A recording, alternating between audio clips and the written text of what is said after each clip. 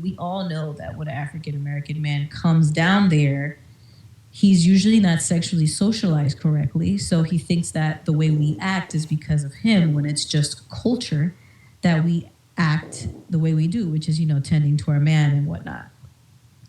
So then another thing that also happens is that we all communicate with each other.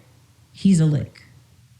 Get what you can, make him feel like he's special. Just turn up the heat as far as how, sweet and submissive you are. But just get your lick. That's all they care about. And see, the thing is, I don't even hate on it because this is what I. Hey, what's going on, good people? In this video, we're gonna do a reaction to Real Talk with Yancey. She did a live recently where she was discussing some Passport Bros things. So she actually had a Dominican woman call in, and she has some things to say that we definitely want to get into and chop up. But before we do, make sure you guys hit that subscribe button, like the video, and drop a comment down below. You know I'm not gonna waste your time. Let's get right into it. So I'm not Brazilian. I have Brazilian friends. I'm from Dominican Republic. Oh, okay. And the Passport Bros, man, they've been a thing for so long. So the difference between the foreign European guys that come into the country is not very, very different as far as what their reasons are, but the behavior is quite different.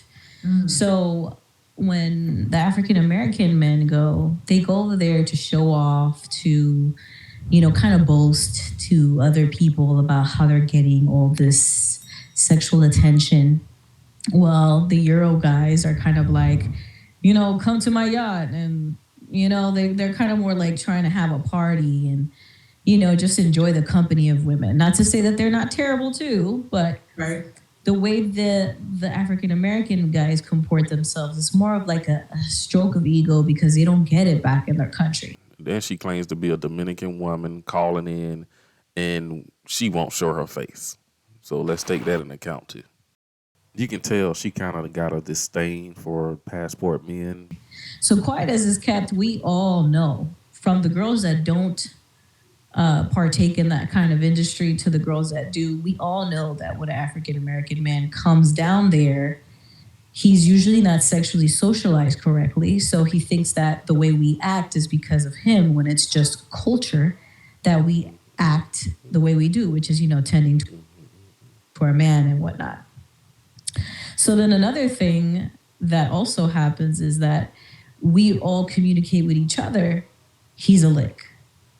Get what you can, make him feel like he's special. Just turn up the heat as far as how, sweet and submissive you are. But just get your lick. That's all they care about.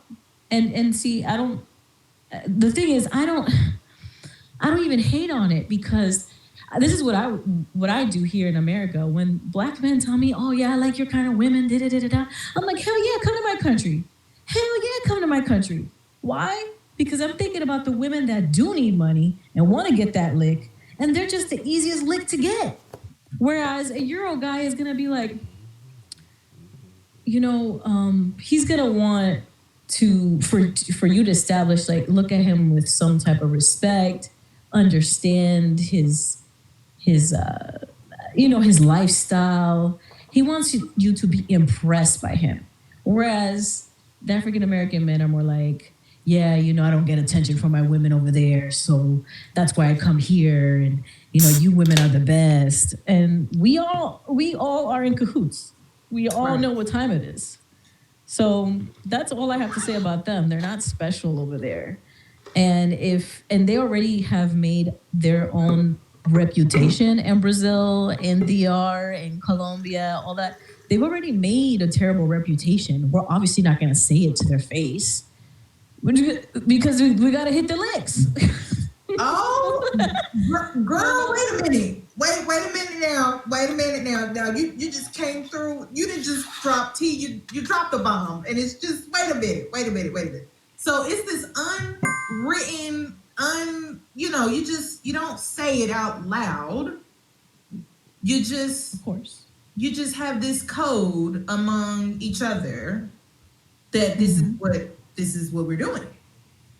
Yeah, because we already know that men that talk badly about their own women are, it's almost like treasonous. It's almost like they're natural born backstabbers. Ooh. So it's like, what's the point of, with dealing with them besides catching the lick? So it's just like, we don't, yes, we're in cahoots, we know, because we know that they're not loyal enough. So we'll play up our part, because we know what we're gonna get out of it, which is a visa or some money or smart girls. Blah blah blah. Smart girls, I see. Yeah, so they're not gonna say nothing. No, none of these they know women. The game already. Yeah, but even here in America, like, or even back home, doesn't matter. When we are in closed spaces together, or we're running our mouth. The only thing that this particular Dominican woman got online and said was that her friends and her social circle of friends are her. First off, I don't know why everybody making a big deal out of this clip. She's only talking about a certain sector of women.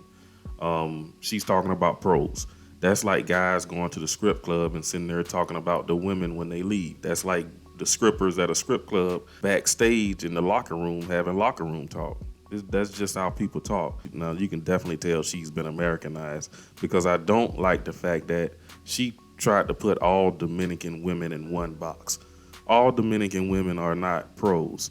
They are normal, average citizens over there. But the lesson from this is, guys, don't go to these tourist spots looking to date women. Now, of course, if you're going down there to spend your money on that, that's fine. Go do your thing. It's a free world. That is a business and practice that's been going on since the beginning of time. But if you're really going down there looking for a genuine connection, go find average Dominican women.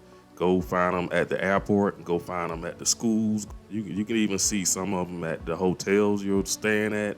I know when I was in Koh Samui, Thailand, I saw some of the most beautiful women on the island, and surprisingly enough, they was housekeepers.